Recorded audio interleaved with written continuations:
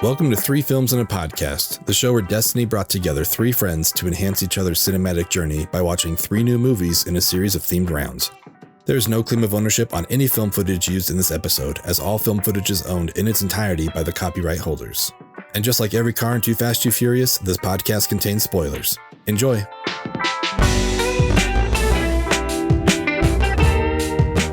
Hello, everybody, and welcome back to Three Films and a Podcast. My name is Ben Lawhorn. I'm coming to you from Salt Lake City, and I am joined as always by Tyler Beck. That's right, and I'm also in Salt Lake City, South Salt Lake, if we're being very specific, but back in the old stomping grounds here. It's a lot of fun. Nice. I like it. Also, Matt Weiler's here. If you aren't watching, you should be, because he looks very sharp, very dapper. Matt, thank you for being here. City of Trees. City of Trees, baby. Wait, hold on. Steven, is Dallas classified as a city of trees? Not to jump on your introduction too much, but just curious. Well, I've noticed that. Fort Worth, so Dallas is known as the city of cancer, poverty, and terrible basketball teams. Wow. Okay. Yeah, take that, Tyler. I'll take. Okay, my bad. In your Sorry, face. I brought it up. For those of you new to the show, welcome to the movie club. For those of you that are returning, welcome back to the movie club. I realized in the intro I said welcome back to. So if this is your first time, welcome, but also please come back. So you can tell your friends. We're on social media everywhere at 3filmspod, or you can go to our website 3filmspod.com. Merch, Patreon, all of our socials are there. Every episode, everything you need and definitely don't need is on our website, so feel free to go check it out. Before we get into this week's movie, I would like to introduce our very special guest tonight. Steven is joining us. He's from the Boozy Bracketology. Let me start that over. I apologize. Steven is from the Boozy Bracketology podcast and the Pub Trivia Experience podcast. Steven, thank you so much for joining us tonight. Hey, Steven. Hey, great to be here. I came in on a really good film. I'm very passionate about it. So as soon as this awesome. I wanted to grab it. Cool. I'm so excited. It's also nice to have someone that's excited about the movie. It's like already feels like, hey, this discussion is going to be great. Do you want to let people know about the podcast and what you guys do and where they can find you guys? Absolutely. Yeah. So I am a guest on two podcasts, Pub Trivia Experience, which is pretty much just what it sounds like. We get together, we play trivia games, we drink. So as the questions get harder and harder throughout the night, we get sillier and dumber. Usually we build just up like me. rules and then I'll piss it all away in the final Jeopardy question, which Perfect. we get obviously wrong. So a lot of fun. If you want to start the day feeling kind of like you're with us and then think we're complete idiots you never want to hang out with again, I would recommend that one. More commonly, you can find me on our sister podcast called Boozy Bracketology. That's where we take everything from the best sports film to what else have we done? Best breakfast cereals. We put them in a bracket, usually about 64, and we use our completely subjective, non-measured ways of picking them in order to come with the ultimate correct answer every single time, unless they disagree with me in the final one, and then we fucked it up completely, and I hate it. We should double check. Well, this means I have to ask though, like, what is your favorite breakfast cereal? What's your number one? Well, I'm not going to give away the winner there. Okay, all right. Personally, it's Corn Pops. I will tell you on that bracket, shredded frosted mini wheats does surprisingly well. It goes way deeper than you think it would. Yeah. Okay. I mean, even being on there is a surprise to me. So it got a lot further than I thought. That is a sneaky good cereal. I'm still a child of my cereal. If it has a cartoon on the box, I'm on board. Yeah. I'm a Trix guy through and through. If there's no mascot or cartoon, it's not for me. Not quite yet. Crunch berries, baby. Yeah, that's the way to go. So check out. Old enough on the podcast that any cereal that could really help you with a smooth bowel movement kind of got a boost that you wouldn't expect. Yeah. Okay. Yeah. Gotcha. Makes sense. Well, yeah. Again, we're very happy to have you here. Everyone, check out their pods. They're both super fun. We were just talking earlier about the Pub Trivia Experience. It's super fun. It's cool to feel like you're there and answer the questions and realize how much stuff you don't know.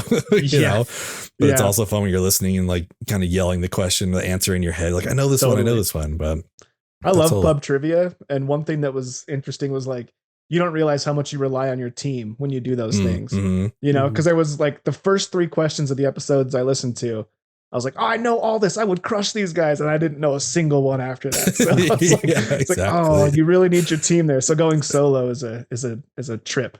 Yeah. You've always got to watch out with pub trivia because you go with a team like 3 weeks in a row and you're like the top number one every time. Yeah. And then you get like a different set of friends you go out with the 4th time and you realize you didn't know a single answer. I did not. What is the team name at all. on The Office, Ben? This is really good pub trivia right here. What is their team name? On The Office? The Kevin and Kelly team name when they doesn't matter. I do not know Roll that the clip. one. Line jib is correct for the Einsteins. Roll the clip though. Now let's get into this week's episode. Now let's get serious, right? Let's get no more fun. Now we're talking black and white Japanese cinema. It's going to be hell from here on out. Yep. He says as he takes another drink of whiskey. Hang on to your butts. So this week we are in the middle of our Akira Kurosawa round. With the, again, overall theme being trying to explore some new things to us. We have chosen 3 movies that I think were pretty much new watches to all of us. Last week we talked about 7 Samurai. We're doing Throne of Blood this week, and next week we'll be going over Yojimbo. But Throne of Blood, for people who don't know, is basically Kurosawa's take on Macbeth. So, spoiler alert, if you haven't read Macbeth from 1623, we're going to ruin it for you. I know we put a spoiler warning at the beginning, but now you know. He dies. Anyway, like Kurosawa, he was like a big fan of Macbeth. Tell me that a person dies at the end of a Shakespeare play? I know, right? I think this is the only one that it happens in. Don't fact check me on that, but I'm pretty sure this is the only one where someone dies. But yeah, Kurosawa had wanted to do this for a while, apparently, and then he found out about Orson Welles doing it, so he put it off for a little bit, but then finally came back to it and kind of put his own spin on it, which we'll get into later on. Some of the like the Japanese like acting techniques, the theatrical, the cinema, all of it, and just kind of changed the story a little bit as well. But I am very glad that we got to watch this. Recently, the Joel Coen, I was gonna say the Coen brothers, but just Joel Coen, put out The Tragedy of Macbeth with Denzel Washington and Frances McDormand, which was, I had a great time with it. It's definitely like an interesting take on the story. So it was cool to kind of watch these back to back and see how they compare. This one had a lot more of like the war and the violence and the fighting, not nearly as much as the 2015 Macbeth with Fassbender. That one was kind of intense, but getting back to this one, I'm kind of curious. I think this was everyone's, at least on the pod. For us, it's our first watch. Steven, had you seen this before? What was your take on the movie? Did you enjoy it? Tell us what your thoughts were on Throne of Blood. Yeah, Throne of Blood is actually an old friend of mine. I've said for 6 times seeing it. So I do know it well. It's not my favorite Kurosawa film, but it's top 3. It kind of rotates around there. It's a really good example of a Kurosawa film with the uses of the deep focus, the extreme shadows, the things that he's kind of famous for. Mm-hmm. I also think it really encapsulates Kurosawa, a lot of his films, kind of him processing the fact that his country has just lost a rather significant war in a way that was inconceivable to him in his childhood. And you can tell that that's what attracts him to Macbeth. That's the part he's focusing on. And and I mean, thing that came across really well in this, obviously he sent it back, I think Macbeth was about 11th century Scotland and this one was about 16th century Japan, but it was, like you said, just kind of a reflection of what the country was dealing with at the time. I think, as with all of his movies that I've seen, at least, it was told beautifully, like it looked great. But yeah, Matt, what about you? Is this your first Throne of Blood watch? It was. And I mean, Macbeth is one of my favorite Shakespeare stories. Macbeth is just like such a cool character. Mm-hmm. Like I remember reading that for the first time and being like, man, like this dude's like so cool. And it's kind of like, it's like the first Breaking Bad story, right? Like, this is the origin of Breaking Bad. This guy that you're like kind of rooting for is just like going down this path, and like you're still conflicted about rooting for him. Like everything he's doing is bad, but you're also like, I want this guy to succeed. But then you're also like, you want him to pay as well. So it's an interesting thing. It's cool that Shakespeare stories can just be adapted, over and over again, and they're always relevant and they're always interesting. But yeah, I mean, this one, as I said in my Letterboxd review, any movie that I'm seeing Toshiro Mifune in is my favorite Toshiro Mifune movie. Yes. He's just so good in everything that he's in. But this has to be my favorite Macbeth adaptation that I've seen. Yeah. Yeah. I echo that sentiment about Toshiro. I think he was the overall winner of the Apollonia Award from the Seven Samurai episode. Mm-hmm. And he's just fantastic. Before I get into my experience with Throne of Blood, I just want you guys to know how dumb I am for a second. When Stephen was talking about how Kurosawa makes movies dealing with the loss of the war, I was like, wait a minute. This is what it looked like in 1950s Japan? Like for a second, I thought Throne of Blood took place in that time period. So I just wanted you guys to know that, so you know what's going on up here. It's a mess up here. But no, this was my first time seeing Throne of Blood. It's my second overall experience with Kurosawa as a whole. My first being Seven Samurai in the first round of this Kurosawa round. And so far, Throne of Blood is my favorite. I did enjoy Seven Samurai, but I wrote this in Letterboxd. I think tonally, Throne of Blood is what I was expecting from Seven Samurai, if that makes any sense. I was expecting in Seven Samurai to find like a heavier, weightier, like a more serious story. Not that, bandits robbing a village blind and war and murder isn't dark and heavy, but I think you know what I mean. Like the atmosphere, the cinematography, and just like the overall feel and tone of the movie is what I was expecting of Seven Samurai. And so getting like what I expected out of Throne of Blood helps me like go back and retroactively appreciate Seven Samurai more, if that makes any sense.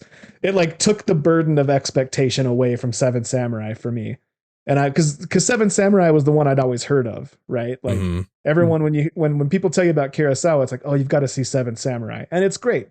But I actually would argue that maybe you should see this one first, because it's a little more what you would expect from like a black and white samurai film. Like even like the costumes, like, it's more ornate samurai costumes because they're wealthy samurai, right? Like they're the samurai that me as an ignorant white person thinks of. You know what I mean? And so I think I kind of wish I would have watched Throne of Blood first, because I think it would have helped me appreciate Seven Samurai more. And Macbeth is more, it's a story that we all know. So it's not like you're trying to figure out you're watching Macbeth, so you can get past that. For me, anyways. And I just loved it, man. The cinematography in this movie just blew me away. There's a few shots that are just burned into my brain. Toshiro Mifune is quickly going up the charts and one of my favorites to see on screen. The guy's just incredible. He seems like he's always hitting. Like he's great. I love Mifune. This was also a first watch for me. I mean, speaking of the samurai, like I could not get enough of those like flags coming up their back that they're walking around with. Is like, just all of it, man. So cool. Like, I loved it. Centipede. Yeah, exactly. Which is apparently I read somewhere that's like a symbol for evil or whatever. So like it was kind of just telling us that the whole time. And the other guy, I forget his name, he had a rabbit, which was like for fertility or something like that. I don't know exactly. But interesting. It was really cool to see those. But yeah, I mean, I had a really good time with this. Like I said, I watched this, I believe the day after, or maybe 2 days after watching the tragedy of Macbeth. So I kind of went in, with that Cohen, like very slow, just like, and just like a literal translation of the book, the play, essentially, like word for word. And I didn't know exactly what I was getting into with this, but I loved it. I love how he kind of changed it a little bit, made it very specific to Japan. Obviously like the ending has changed a little bit, but we still have like the influence of Lady Macbeth and all that coming into it. I think, one of the things I kind of wanted to get into, like we've talked about a little bit of Kurosawa style, but with this one, Kurosawa really like put in this theater style of acting, sorry, stuttering here, called the No style of drama. It's that and Kabuki are basically like the two most popular ones in Japan, and he went with the No style. I'm just going to kind of read this because I thought it was super interesting. I guess No makes use of masks, and the evil spirit is often seen in this movie in different parts of the film, like wearing faces. They did the makeup kind of like a mask, which I thought was kind of cool. We saw the 3 ghosts that come out at one point, to kind of warn him about what's coming on. Apparently those 3 men were very like famous No actors who asked Kurosawa if they could be in one of his movies, and he put them in this role. So they really performed that in that same style, which is like, I'm not like educated on this really at all, but like from my limited research, like it's a very kind of slow and methodical style of acting. I watched some stuff about it. It's like, it was really cool to watch. But I think it was such a choice to put this into this film. I mean, because Macbeth is already such an old story, but then you infuse it with this old style of acting.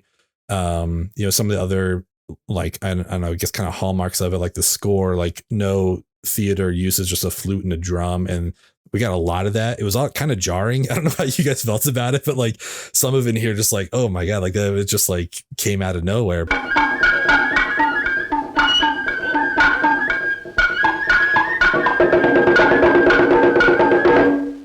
It was kind of cool to see that, like, he was keeping true to all that kind of stuff. And one of the things I liked in the making of is interviewer was talking to Kurosawa, and he's like, we'll have tourists that come over and go to a No film and No play and they'll fall asleep. And Kurosawa kind of laughed about it. He just kind of shrugged it off. He's like, the quote says, if you can get someone who can perform it perfectly, it can be gripping and swift, which I think is true. If you get anyone doing anything well, I think you can like be really invested into it. I think the risk is if they don't do it well, you're going to lose the audience. But my opinion is it kind of paid off in this. I think it really added to the style. All that to say, I was really just kind of like impressed by his confidence in doing this. Plus, building the sets on Mount Fuji so that like they did some studio stuff, but like the castle, unbelievable. It's crazy. Yeah, what they were able to pull off, but it was beautiful there. I think that's something that we've seen in Seven Samurai and his other films. Like he really knows how to make a set and make it feel like you're there. And then, last thing, I guess Kurosawa planned to only produce the film and hand over the reins to a different director. I think we talked about that a little bit with Miyazaki. Like he's done that, I believe, a couple times where he was like retired, quote unquote. And he's like, all right, well, I'll direct it now. It's like, and I mean, they're always great. And I think that's the same with Kurosawa. So I was kind of curious. I mean, that's just a long tangent, but kind of how that worked for you, like infusing that No style, which was very slow and methodical, into this story. And then it also just made me wonder, like, what kind of, like, who are the directors today? Like, who's the equivalent today that can do that? Just be like, you know what, I'm going to put my own kind of spin on this. I'm going to do what I want to do. And the studio will trust them. I think it's getting harder and harder, especially for a theater release, for that to happen. I think we do have directors that are allowed to do it. And I just thought it might be kind of a fun exercise to kind of think about, like, who are our modern day Kurosawas in terms of, being able to be creative, but also bring in the audience. So, Stephen, with everything I just said, I'm going to throw it to you for anything you want to say. There's a little things there. So the No theater, it's my understanding as a, guy that's never been to Japan and is completely white. It's very much sort of like a hula dance where very, very small movements are represent a lot. And Kurosawa uses it incredibly well here because not everyone's doing No theater all the time. Typically it's the spirits or Lady Macbeth that are doing the No theater, and it gives them that otherworldly quality because they're moving in a way that the rest of the characters aren't. And particularly like with Lady Macbeth, when we first meet her, she's so still and so unemotional up until the point that the Lord gets killed, and then bam, suddenly she's moving like a human. She's moving. She's doing other things, and like it's just an explosion of energy, and you can really see how it makes her feel so like a spider in the previous scenes. It really back and realize that was just an act she's putting on to seduce and almost hypnotize her husband into doing the things she wants. And it's really, really smart how Kurosawa really does sort of Scotch tape Japanese mythology and Japanese techniques into what's a pretty Western movie. I mean, it's Shakespeare. It's part of the Western canon. There's a reason why most of Kurosawa's films get remade in the U.S. as westerns. The Seven Samurai become the Magnificent Seven, and then eventually, A Bug's Life. Hey, who ordered the poo-poo platter? But it has that very weird quality of both looking back and looking forward, and how these two things are at a tension with each other. And it's represented through that no style of acting given to certain characters in certain moments that just makes them feel like they're different than the real world that's moving on from that. And I think that's just one of the incredibly smart things about this film, how he's using these techniques, not because they're pretty or they're traditional, but because he's saying something with them. Yeah, I agree. I think we get a lot of, those specific people that are doing the no acting, a lot, even just like the harsh white lighting on them, like when it comes across the ghost in the forest, all that kind of stuff. And like I said, the other three ghosts, man, Lady Macbeth, and I know it's not her character's name, but she was so good in this. Like, she freaked me out in the best way, though. It's like, oh man, this person is so good. But no, I think that's all those are super solid points. Do you feel like there are any directors today that kind of get the leeway that Kurosawa had back then? So when you were telling that story, I remember there's a story of when he was making The Seven Samurai. Twice he ran out of money and they had to shut down production. And Kurosawa went on fishing trips both times. Waited until, because the studio had sunk so much money in that time, he knew they were going to eventually fork out. He was going to wait until they realized they couldn't leave a half-finished film. I cannot imagine a studio doing it this day. Just think about what happened with that terrible, no matter what cut you look at, Justice League movie. A studio was willing to sink a couple $100 million in, a couple $100 million for rewrite, and then still replace the guy and put in $100 million more. And then cut out a third of the viewing area. And then cut out I don't know any director that has that much clout now, because it's so much. If you're going to make a big budget film like this, it's the studio that's in charge. A director might get a little input on the script. They might be able to make it a little bit funnier, a little more dark, but at the end of the day, a film that's supposed to be a tentpole in a major Hollywood studio film, it's just not going to happen anymore. The system is set up to not allow that. I think that's totally fair. I think like a $100,000 independent produced, almost like a Kevin Smith, maybe, because he basically has the same model as he basically has the same model as the Christian film industry, where he makes cheap films to a very small but extremely dedicated audience, so he can get away with that. And that's probably the only way you could get that kind of control in a movie these days, is to follow that model. There's a million fine-looking women in the world, dude, but they don't all bring you lasagna at work. Most of them just cheat on you. That's a funny comparison. Although, so I had a different answer written down, but I might augment it a little bit. I might say that Denis Villeneuve is starting to get that sort of clout. Because, I mean, he essentially made Dune happen. I have very limited back end Hollywood knowledge, but I just know that he had full control over.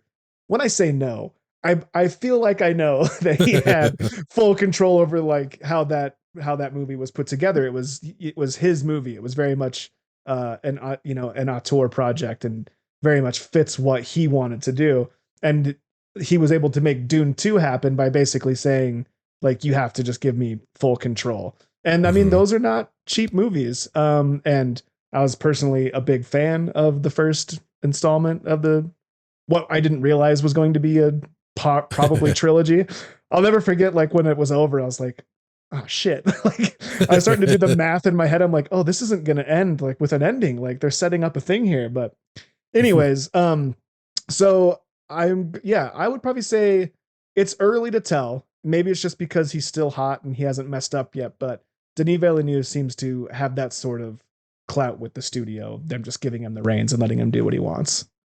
Yeah, I think, I see that for sure. I think, Steven, as you talked about the big studios, I mean, it kind of goes back and forth though, because on my deathbed, I'm still going to say I wish I could have seen Edgar Wright's Ant-Man.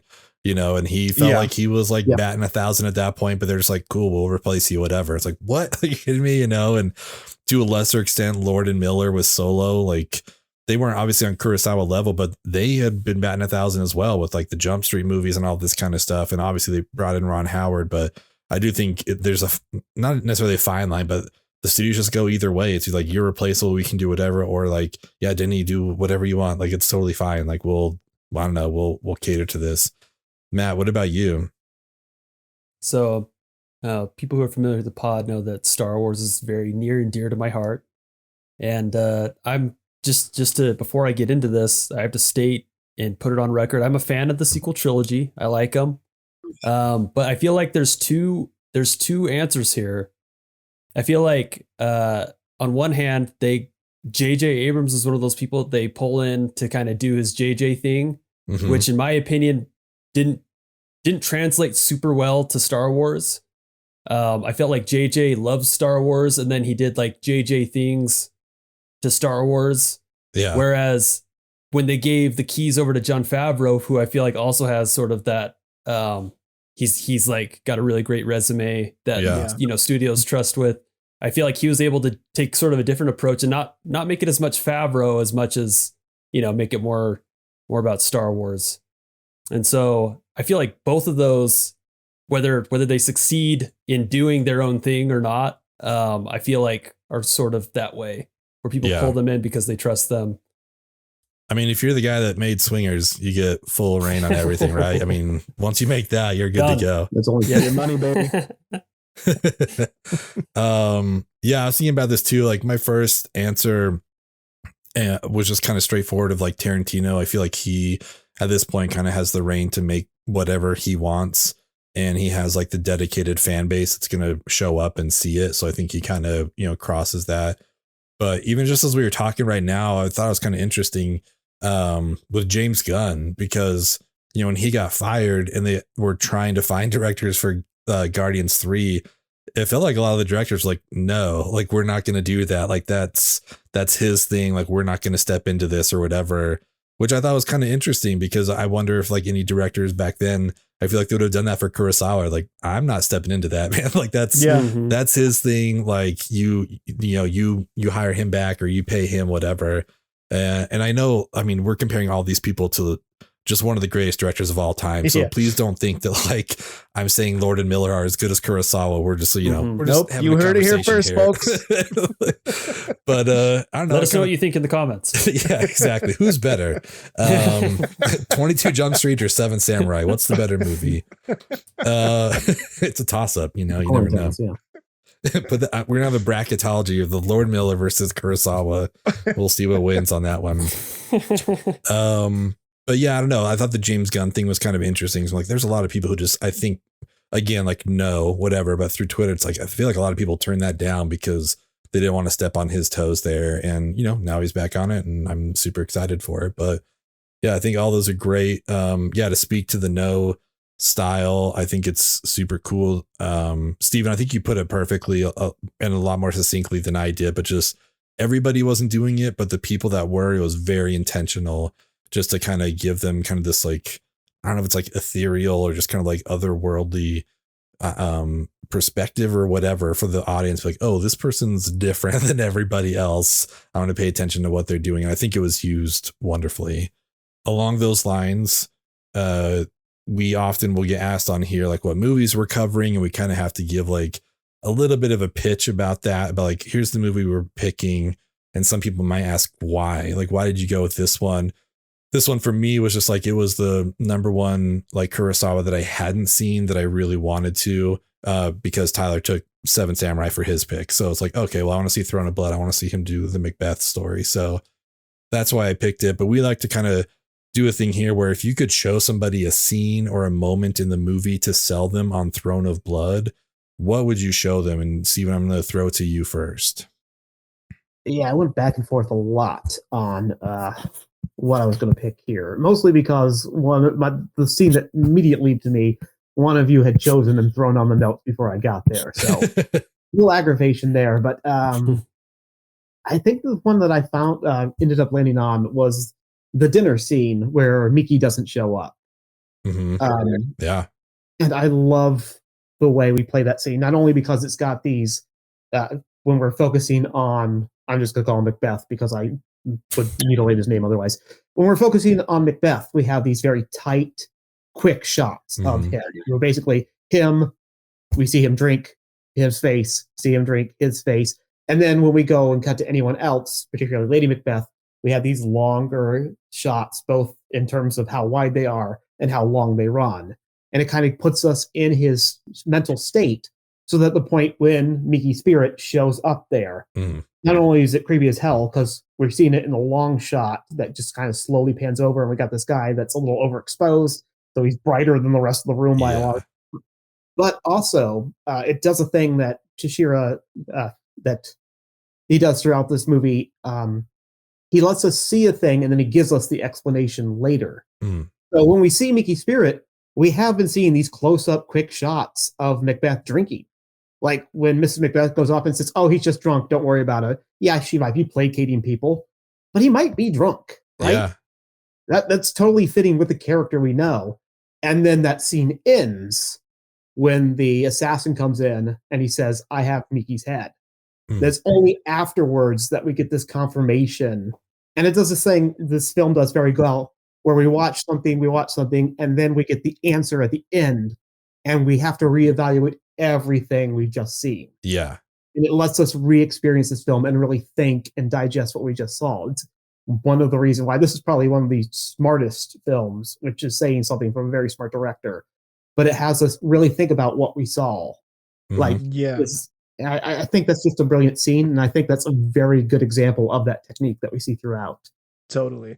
And it's a really good showcase of the way that Mifune plays his roles. Like, he's so animated. Like, he can do so much with just his face that tells you what's going on. And just the way that his physical presence in the movie is always just so overwhelming. And this is a perfect example of that in this scene. So that's a solid pick. Very solid scene.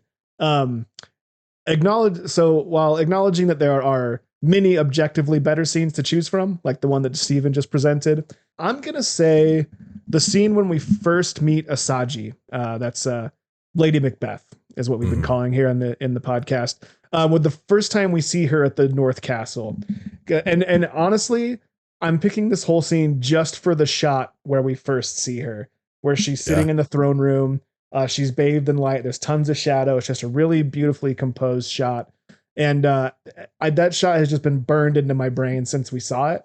And so for me, it's just one of those, take it out of the TV and put it on your wall sorts of shots. And that's the kind of stuff that I personally love. So I think I would show that just to show, like, this is the type of, like, beautiful cinematography that you're going to get out of this. It doesn't really do anything. I mean, you kind of get the setup of what you're going to see with, the plan to murder the king, and you kind of see, like, the influences on Wasiju or Macbeth, I guess interchangeably we could call them, either one. So you kind of get a setup for what the movie's about. It's not too spoilery, and it's just like you just get to see that beautiful shot. So that's probably how I would go here. I think she's a solid choice. Honestly, I think another great scene with her that I loved is when she's like washing her hands, but like phantomly, like there's no water, and he's like, oh, it was so good. And just her, like, when she's kind of starting to lose it, and just, I don't know, such powerful acting between the two of them. I thought they played off each other really, really well. Matt, what is your elevator pitch scene? I gotta endorse Steven's choice. I mean, that was my favorite scene in the movie. The composition of it reminded me of, like, the old Japanese. A lot of graphic design comes from old Japanese illustrations, and that's like sort of the beginnings of a lot of different graphic design movements. And some of the just like the images, the stills from that scene are just so cool. Yeah. And with the costuming and everything was really cool. But in the spirit of doing something different, Toshiro Mifune is like the full package. He can do all of it. But I want to highlight the scene when him and Miki are before the Lord, and they fulfill the prophecy of him becoming, the head of the one castle, and he sends Miki to the other castle. And after they turn around and are marching away, the face acting of both of them, but especially Toshiro is like insane. Like he's like trying to keep his cool, but like his eyes are like wild and it's just like so cool. It's so good. Yeah. Once he like, gives them the new title, you kind of see the reaction like, oh my God, everything that Witch said is true now. It's like, yeah, that scene. And honestly, just like the cinematography of like following them, like walking down that like, aisleway basically. Like, it was so well done. That's the other thing with this. It's like, we talked about Seven Samurai and with a lot of directors, but I love the cinematography in this, like using the natural fog and all that kind of stuff was just like, there's so many scenes in here that, again, I think you could pluck out and just like hang on the wall. Like it's so beautiful. I was wondering the whole time, I'm like, did they have fog machines at this time? Like, how did they just nail this fog? That's just the challenge of planning your shoots around when there's going to be fog. I mean, I'm sure they know the season. I'm sure they know the time of day and everything, but like, you can't count on the weather, and like, you have budgets and you have scheduling, you have planning, you have, you know what I mean? Like to wrangle everything together and set it up so you can just shoot in fog. Like that's crazy to me. And all, as I understand, again, like watching the making of thing, like all fairly practical, like 90% of it, like they did some studio stuff. Like they did actually shoot in the forest at Mount Fuji, but they also, kind of built a set there for some of the closer things. But a lot, I think almost every one of those fog shots is just like practical, like just it's like crazy. Actually happening. It's like, it's amazing what he was able to capture there. But speaking of amazing, I'm going to go with my elevator scene. But I don't know, Steven, maybe this is the one that you were going to pick. I'm sorry to take it away from you, but please add on when I'm done if this was it. But that death scene was just fucking amazing. Like it was so good. Like the traditional Macbeth story, his head gets cut off and, that's how that all plays out. But this one, they go with arrows and oh my God, like talk about like Mifune just being everything. Like he commands that scene. There's, so much trivia about it. Real arrows, like actual archers, they were, kind of hollowed out and stuff like that. But actually kind of shooting them up there than the ones that hit his armor. I guess they kind of basically had like tacks at the end of it so that they could like stick in without hurting him. And just, some of the technique he did of like, he would kind of flail his arms to basically let the archers know which way he was going, that kind of a thing. Like it was all like kind of nuts to see all this, and just to see, even without all that behind the scenes stuff, just to watch it like unfurl on screen in front of us was like, man, this is such a powerful scene. It's so cool to see this guy who's like, he's finally crumbling, basically like everyone's turning against him. And they're like, no, we're not going to like die for you. Like these people are coming to attack us. Like, no, they just want you. Like we can take care of this ourselves. So, I thought it was your just heart out, Tom Cruise. I didn't know that. Like, I knew they were like real arrows, but like I thought maybe they were just like a few feet away. Like, you know what I mean? Yeah. But that's, I think some of them were on like strings and stuff, but they were still just like being shot. Like there's a cool shot in the behind the scenes with like, there's like 8 archers lined up basically 10 feet or so off of like where Mifune is, and just like fully pulled back and ready to go. So like, they weren't shooting it from 100 feet, but they were still like right there, just actually shooting these. Like, wow. Oh dude, that would like freak me out. Steven, was this the scene that you originally had wanted to pick and talk about? Yeah, that was the one I would have picked. A couple of things I'll tack on real quick. Yeah, please. That's one of, to tie what we've been talking together, that's also one of those fog scenes. And you'll notice we never get a shot of any of the archers in the castle, like arcing an arrow or shooting at Macbeth. So what we see when we do get the very first shot is just people in fog. We've actually obscured the archers, so it's not individuals taking down this lord. It's the force of nature that's just rolled in, that he's just gone to this place where this is just what happens to these kinds of people. That if you're going to rise up and take power through blood, if you're going to have a throne of blood, you're going to make a throne of blood. And it's just an inevitable force. And it does such a good job of shooting that. And it's Toshiro Mifune is one of those people that just somehow has complete control over every inch of his body.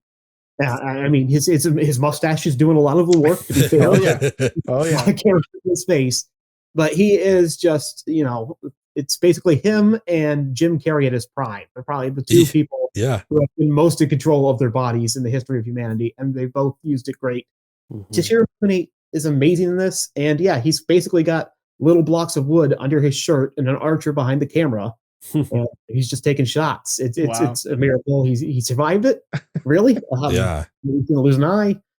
But that seems really amazing.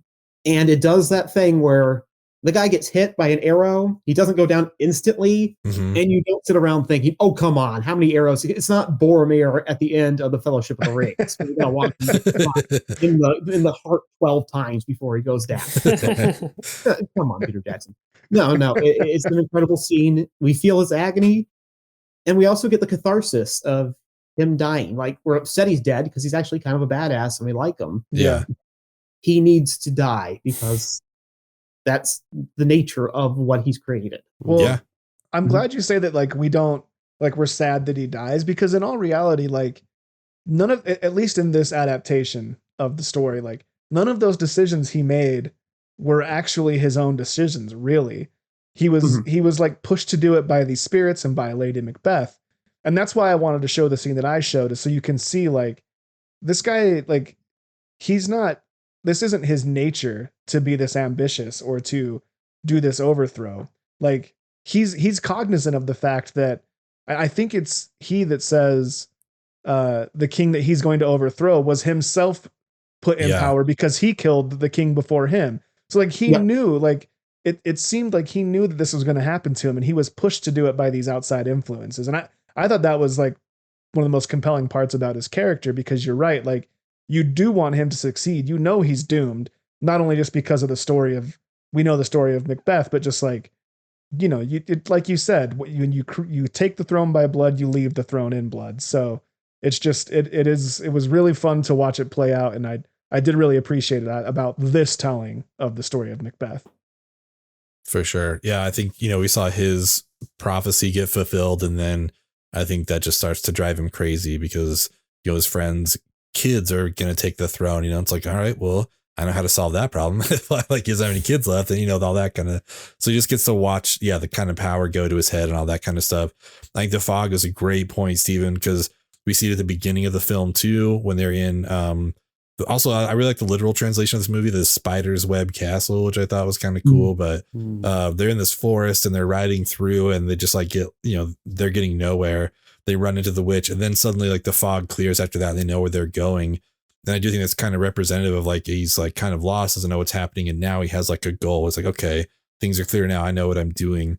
And then at the end, like you said, the fog coming back in, it's like, I think his judgment's getting clouded and how he's handling everything, and we get to see kind of a literal translation of it. But all these scenes are great. This whole movie, again, like, it's hard to pick a bad scene to show anybody. I was going to say throw a dart at the movie, but shoot an arrow at it. Shoot an arrow. Shoot an arrow. I mean, we've talked a lot about Toshiro Mifune and just how amazing he is, and it is no surprise that the 3 Kurosawa films have him in it. In a starring role. They worked together on 16 films, which is kind of crazy. Also, that wasn't even Kurosawa's most. I think the main dude from Seven Samurai, they worked together like 23 times or something like that. But I think we see Mifune the most, I guess. Like, maybe he's just the most charismatic or dynamic. So I kind of want to focus on these guys. We see them work together so much. And again, just kind of got me thinking about, like, what are some other director actor duos that, I don't know, have like had a great influence and work well together, and that just we expect to see together. Stephen, I'm gonna throw it to you first. What's one of your favorite director actor duos? Yeah, whenever everyone asks me this question, I immediately go to Jimmy Stewart and Alfred Hitchcock. Yeah. And that's just a really powerful combo. Solid. It's a bit of a gimmick cast, because outside of Alfred Hitchcock films, Jimmy Stewart's the nice guy, he's saving the savings and loans place and crap like that. And then you put him into Vertigo, And he's got this weird psychosexual obsession with this woman he thinks he accidentally let kill.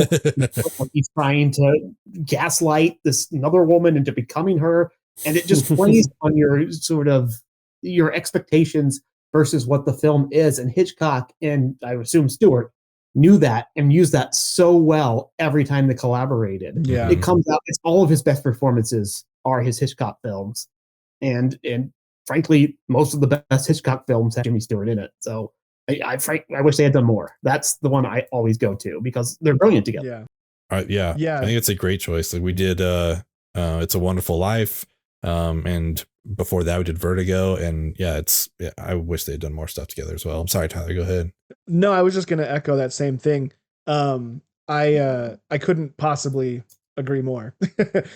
Jimmy Stewart and Hitchcock working together is a lot of fun because, I actually didn't know he was in Vertigo until we watched it for the podcast here.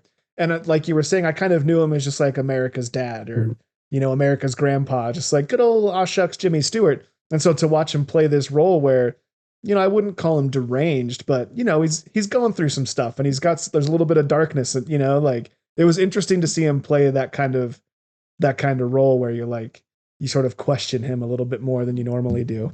Mm-hmm. When I saw this posted on the conversation sheet here, the first thing that popped in my head was Scorsese and DiCaprio, which when I got to thinking, I was like, it's interesting because Scorsese, you could say that about like a number of actors with Scorsese, but for me, the one that sticks out is Scorsese and DiCaprio. I think of Departed immediately, Shutter Island, those sorts of things, Wolf of Wall Street, the more recent stuff. And so I think there's probably a better combo out there. Maybe not. Maybe fuck yourself. I just can't think of it. So I'm going to stick with Scorsese and DiCaprio. I mean, solid choice. Like you said, anyone from The Irishman, basically. Scorsese, De Niro is classic. Pesci. I think that's but the newer version of Scorsese with all the DiCaprio stuff has been solid. Matt, what about you? I was trying to think. I mean, I thought of a few different examples, but the one that I stuck with was the Linklater Ethan Hawke combo. I love this answer. Yeah. For those of you who have, if you go back, we covered the Before trilogy, which isn't just one of the best trilogies we covered on the pod, but one of the best trilogies all of us have seen in our entire lives. Without a doubt. Including Steven. Including Steven. All of us.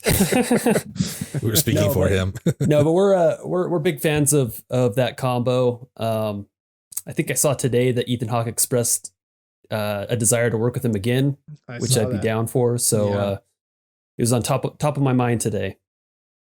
I think that's solid. Yeah, there are like even all the directors that we've talked about in this episode, like Tarantino, Samuel Jackson, Edgar Wright with Simon Pegg, like they've worked together a lot. The Coens, married Frances McDormand, so like they've definitely like been working together for a long time. So many good choices. I do want to shout out. I'm going to cheat. I'm doing 3 just because why not, Oh, okay. Yeah, here's how it goes. My favorite one that I want people to look into more if they haven't is Christopher Guest and Fred Willard. If you haven't watched like Best in Show, like please go watch Best in Show. Oh yeah. It's a kind of a cameo role for Fred Willard, but my God, like I know we've talked in here before about the influence per minute, like in a movie, and Fred Willard in Best in Show is like, he is so good in that. I don't think I ever could get used to being probed and prodded. I told my proctologist once, hey, why don't you take me out to dinner and a movie sometime, Yes. I remember you said that last year. Yes. Yeah. I think one of the bigger ones that we've talked about a little bit, we've had quite a few people pick this person in their clubhouse, but Bill Murray and Wes Anderson, obviously, like they've worked together a ton. I think they're great. The one that I want to pick, though, they have a very limited number of movies together, but I'm very excited about their future together. And that's Ryan Coogler and Michael B. Jordan. Fruitvale Station, Creed, and Black Panther. Only 3 movies that Coogler's directed. Michael B. Jordan was in all of them. That's a great pick, man. It's just like, I don't know. Again, like for me, they're 3 for 3. I'm excited to see where it goes in the future. I love all those movies. I think they're great. So again, like kind of a limited amount of movies together, but just, it gives me, I'm most optimistic about that. I'm very excited to see where they go from here. But yeah, I think all of these choices are super awesome. But again, see Best in Show if you haven't. Well, so when I said there was better picks out there for me, I realized the one that I had thought of earlier but forgot to write down, but Wes Anderson and Bill Murray. I'm changing my answer officially. Do it. Make it happen. I mean, it's solid from Rushmore on. Like, they're always good together. I mean, speaking of good, it's time for us to head to the drive-in, our Adam Driver drive-in double feature. This is a segment sponsored by dear friend of the pod, Adam Driver. It's where we get to set up a double feature at the drive-in that he runs, and we get to pick the movie that we are pairing with today's movie, which is Throne of Blood. So you get to pick what you show and in what order you show it. Steven, what is your double feature? For the double feature, I definitely start with Throne of Blood, and then I follow it up with another Kurosawa film, The Hidden Fortress, which is one of his lesser-known films, like in terms of the Kurosawa canon. Doesn't come up a lot in conversation. You probably, if you've heard of it, it's a footnote that George Lucas credits it as an inspiration for Star Wars. Yeah. Which is absolutely true. There's a lot of Hidden Fortress baked into Star Wars. Okay. But I would pair it with this one because Throne of Blood is about as dark as Kurosawa goes. Hidden Fortress is about as fun adventure romp as he goes. So I think it's a good aftertaste, clean it up, leave the movie theater, drive away from the drive-in feeling a little bit happier. Nice. It's really a lot of fun. It's another beautifully shot film. If you want to know where Princess Leia, why she's kind of got an attitude in A New Hope that disappears later, watch Hidden Fortress. It comes from there because she's directly ripped off from the princess in that movie. Awesome. And it's truly one of those films that for some reason it gets left behind. I think it's got a Criterion release. Yeah. So nobody knows it's a great film, but give it a shot because you're going to walk away feeling a lot like the first time you saw Raiders of the Lost Ark. You're going to leave feeling kind of that way because you just had a romp, an adventure, and the characters are so well written and so well acted in it. The Hidden Fortress would be my set.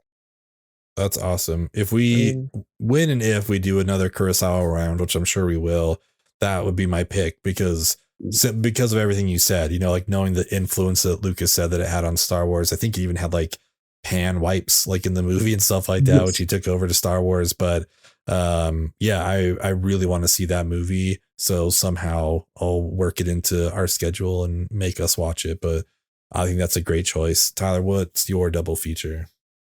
Well, so I did an actual real-time double feature. I actually did a double feature. I watched Throne of Blood in the morning yesterday, and then I watched most of The Tragedy of Macbeth last night.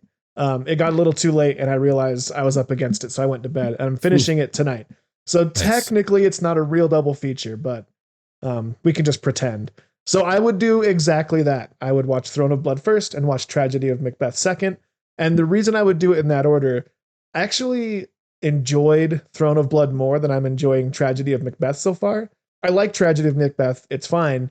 But I had more fun with Throne of Blood, but watching Throne of Blood helped me understand what the hell is happening in Tragedy of Macbeth. Because they speak of that iambic pentameter. It's very Shakespearean.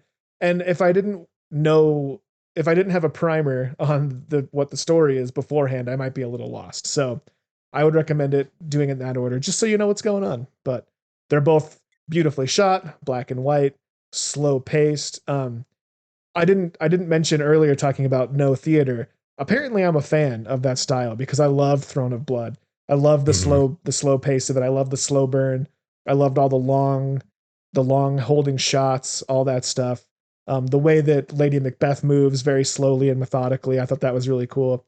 So anyways, I'd go Throne of Blood first and then the other one, Tragedy of Macbeth second. Yeah. I will say I did arguably the most research I've ever done for an episode in that I read Macbeth before this because the other pod 24 minutes of A24 we covered Tragedy of Macbeth. And I was like, I feel like I want to kind of get a head start on it and read it first. And the same reasons you said, Tyler, like, I'm glad I did because in watching it, I was like, man, I would be so fucking lost right now if I did not like, if I hadn't written. And the one I was reading, like basically like broke down the words for me, you know, like scorched means slayed, like just kind of like translated it so you kind of understood exactly what was going on. But I would do the same thing that you did. You know, if you're going to watch these two, show Throne of Blood first to get like the idea of the story out there so people aren't like too lost and hung up on, you know, all the words, you know, all those dumb words or whatever in Tragic Macbeth. But yeah, that's solid. Matt, what about you?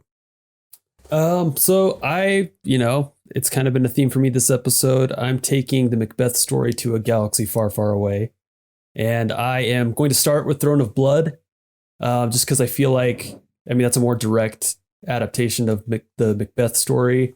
And then I'm finishing it off with Star Wars Episode 3, which is George Lucas's sort of Macbeth story with these visions and trying to keep them from happening or trying to get them to happen and then screwing everything up and becoming bad in the process.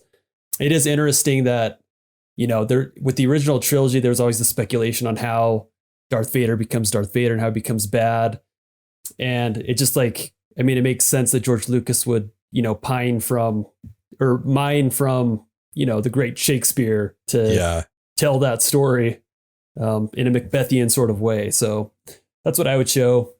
Honestly, all I want right now is Mifune as Darth Vader. I want that movie. Seriously, that'd be amazing. Him, like, watch him come back from all those arrows and just, oh, yeah, that'd be great. For me, as I've talked about before with every double feature, I tend to just like latch onto one thing that I liked about it and like want to repeat that. I forget what we watched, but it's something with like a big flying animal. It's like, cool, never ending story. That's what I want to see again, more of that. This one is something that we've talked about a lot. It's really just Toshiro Mifune. Like, I just want more of him. And I think my favorite Kurosawa film is Rashomon, which is, I don't know, just a really good movie. Basically, you got four people telling like a story that's told from four different people's perspectives. If you've seen The Last Duel, that's like, you know, kind of the recent version of that. But Rashomon is awesome. The other guy that I talked about earlier that worked with Kurosawa more often, Takashi Shimura, who was like our main dude in Seven Samurai. I think they're the ones that work together like 20 something times. A fantastic actor, but he's also in Rashomon. So that's what I would do. I haven't really thought about the order because I'm just like, I don't know. Like, I guess I'll keep with you guys. Let's do Throne of Blood first and I'll show Rashomon afterwards. But super great movie. Highly recommend it. So now it is time for us to head to our Rushmore Mountain. These are OR scrubs. Oh, are they? As we have talked about ad nauseum, this is the Macbeth story. This is a adaptation of the Shakespeare play. There were some interesting facts that I found. The Guinness Book of Records lists 410 feature-length film and TV versions of Shakespeare's plays, making him the most filmed author ever in any language. And as of June of 2020, IMDb lists Shakespeare as having writing credit on over 1,500 films. The first of which was a film called King John from 1899. So the dude's got over 1,500 writing credits in these stories. Like, there are plenty of Shakespeare adaptations. What is the Shakespeare estate doing with all that money? What is going on? Build a new Globe Theater, make it bigger. So even though we have all these to choose from, I have a feeling we're going to have some repeats. But I just wanted us to talk about our 4 top Shakespeare adaptations in movies. Steven, as our guest, you're up first. What are your favorite 4? Yeah, you may have noticed as you were doing your intro there, I was still editing this, but I think I finally landed on the 4 I'm going to pick. Okay. So the first is probably the thing that really introduced me to Shakespeare, The Lion King.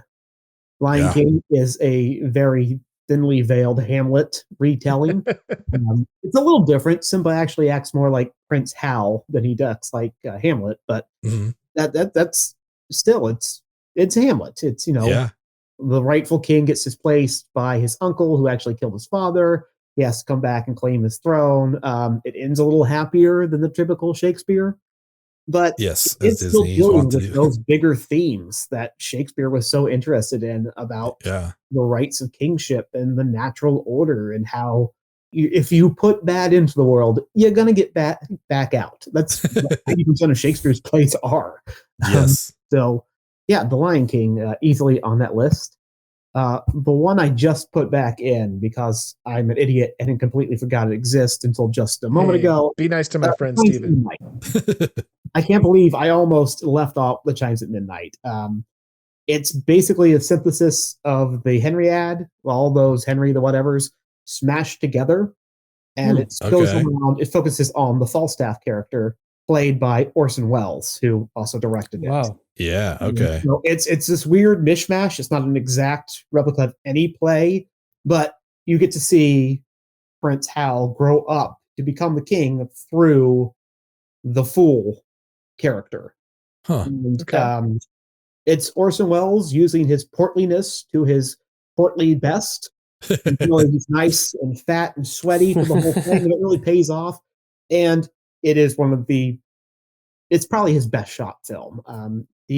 What his strength as a director, he had an eye for interesting camera angles, and he's just doing everything that he can. He's digging holes to put the camera in for low shots. He's hanging wires to get high. Yeah. He's doing everything. I can't say enough about The Chimes at Midnight. Okay. Number 3, I put down. This is the one I kind of just deleted and put back. Oh, I put down The Coriolanus. It's weird that I'm going to recommend this film because it's a film that has Gerard Butler as an actor. And every other instance, if I saw Gerard Butler, I would do the appropriate thing and throw the DVD out and spend 2 hours vomiting for having touched the DVD. So Mr. Butler, please like and subscribe. Mr. Butler, Thank you, Gerard.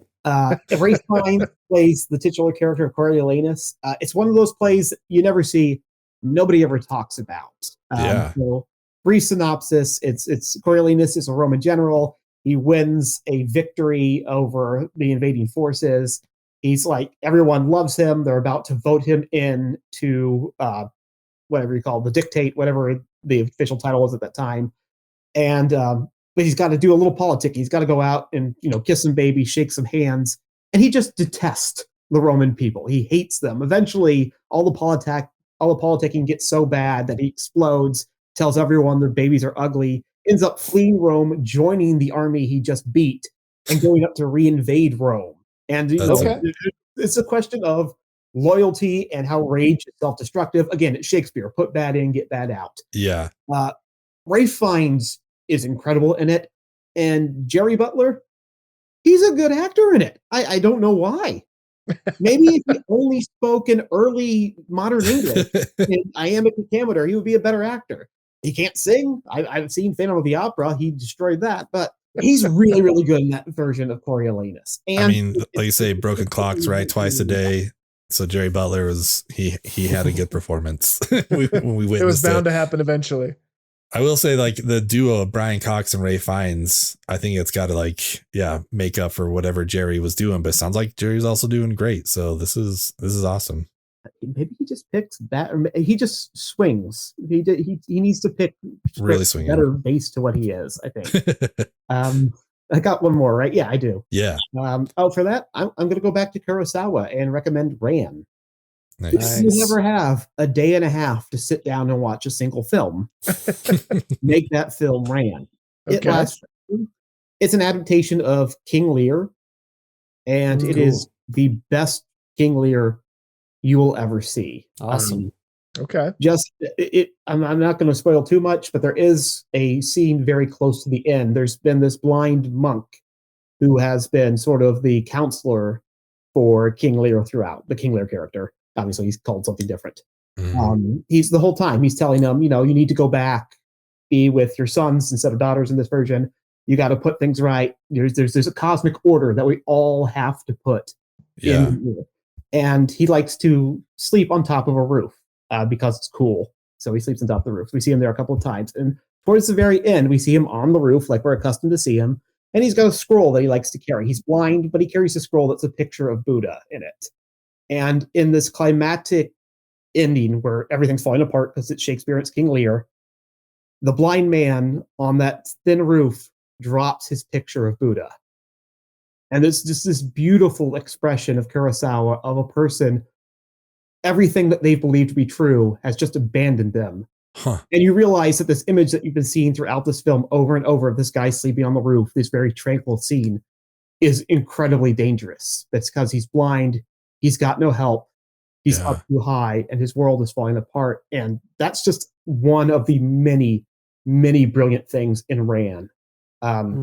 That might be my favorite Kurosawa. Again, I have 3 or 4 that keep shuffling around. Yeah, but sure. It's like 6 hours. That's not how it feels like. It's worth it. If you can clear a day, go and sit and watch Ran. You're going to thank me. I'm in. We sat through Barry Lyndon. I think we can do it. Yeah. we can all make it. Yeah, round 2. We'll make it happen. Matt, what about you? What makes your Rushmore? Oh man, I gotta go. You gotta go Lion King. I mean, Lion King was so good that it makes you think that maybe Shakespeare based Hamlet off of Lion King. You can't prove he didn't. It's true. Yeah, you've never. Yeah, exactly. So, just putting that out there in the universe. Let me know what you think in the comments. Then I got to go Throne of Blood. Like I said, this is by far my favorite adaptation of Macbeth. Similar to what Steven just said about Ran being, the best King Lear adaptation. I've seen a lot of great Macbeth adaptations, and I like the story a lot. And so Throne of Blood, it's got to be up there. Then I got to go with the Romeo and Juliet by Baz with Leo and Claire Danes. I mean, I grew up mostly in the 90s, so it was just there and awesome. It was there. Sure was. John Leguizamo with his pistols, his Tybalt was just so cool. Yep. I was struggling trying to find a fourth that I really loved, so I put Warm Bodies, but I'm going to honorable mention Much Ado About Nothing. Not that it was a great movie, but just because it has Denzel and Keanu in it, and I need to watch it again. So yeah. What else do you need? Solid duo. I think Warm Bodies is a great unsung gem. That's one that I don't hear a lot of people talk about, but I really enjoyed that movie. I had a good time with that. Tyler. Well, it fits the criteria because I've never seen it. So much like our esteemed guest, Steven, I forgot to do this until right before we introduced the segment. So I hurried and pulled up a list, and I was browsing through there as I was trying to listen and, be an active participant to this conversation. So I was looking through lists. There wasn't a whole lot of stuff on there that either A, that I had seen, or B, that I remembered well enough to like stamp it onto a list. So this is a little bit of recency bias, but I'm going to throw on Throne of Blood. I think it deserves to be on there, but I don't feel informed enough to really stamp it on there. But we'll say Throne of Blood. 10 Things I Hate About You. I think it's a well-known pod favorite. Also a movie club favorite because they voted it for the recast that we just did. Shout out the movie club. Shout out movie club. Lion King. Everything you guys said about that already is more eloquent than anything I could say about it. And in a podcast first, I'm going to do a preemptive Rushmore placement with my own Private Idaho. Never seen it, but it's coming up on the podcast, and I'm confident that I will at least like it. I've heard a lot about it, and it's something I've wanted to see for a long time. Didn't know it was an adaptation, but it was on every list I looked at. So apparently it is. Apparently it's good, and it's going on my list, number 4. This is a historic episode. Yeah, big deal. Yeah. It's a big day. It'll be fun to know if it's going to stick around, but I'm sure it will. I would say we'll have the intern make a note right now so we can come back to this on the My Own Private Idaho episode and see if it still holds up. Yeah, I mean, honestly, like a lot of things, Tyler, like we have essentially the same list. I often will say on here how much I really try to not repeat things, but if I'm true to myself, like all 4 of mine have already been mentioned.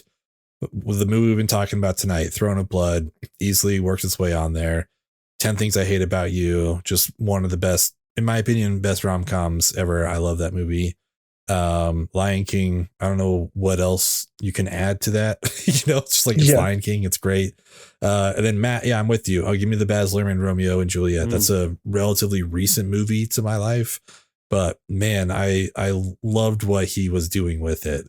You just got to embrace what's going on there, but Jamie Kennedy, like you said, John Leguizamo, like everyone, I don't know. They're all there for the right movie, in my opinion, and that's what makes it work. So that's what I'm going with. So solid Rushmores all around. Guys, this was a super fun episode. Steven, thank you very much for joining us. This was a great conversation. I hope you had a good time. We loved having you here. Do you want to let people know again about your pods and where they can find everybody? Sure. You can find me on the Pub Trivia Experience and more commonly on the Boozy Bracketology podcast. You'll be able to find those Google Play, Apple, whatever podcatcher you use. We're on all of them now. If you want to check us out a little bit deeper, we do have Patreon. That's PTEBB, like Pub Trivia Experience Boozy Bracketology. Just go ahead and give us a look there. We've got merch, I've heard, but I've never seen anyone actually wear it or buy it. So you might have the chance to be the very first if you're interested. Hey. Hipster, you can do that for you. I like it. Yeah, other than that, that's what places I usually live on the internet. Perfect. I like your Patreon classes too. I think it's like wine, craft beer. I forget what the other twos are, but I like that you guys have the different categories broken down like that. I think it works perfectly. We obviously, if you're listening to us, you know where you can find us. We're on all the podcast platforms. We will have the links for Pub Trivia Experience and Boozy Bracketology in the episode. So again, please go follow them, listen to their show. But yeah, you can find us everywhere at 3filmspod or 3filmspod.com. Thank you for joining us on this episode. Next week, we're going to wrap up our Kurosawa round with Matt's pick, Yojimbo, which is, I'm super stoked to see that movie again. So this will be a good one. Yeah. Thanks again for joining us, and we'll see you next week. Bye, everyone. Yep.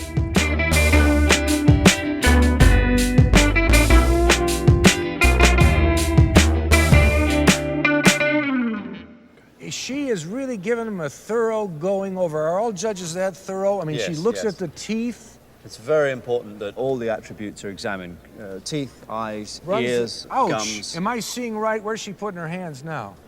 She's just checking out the dog's testicular area to make sure that everything is intact. Hate to go out on a date with Judge Edie Franklin, have her judge me. That'd be no fun.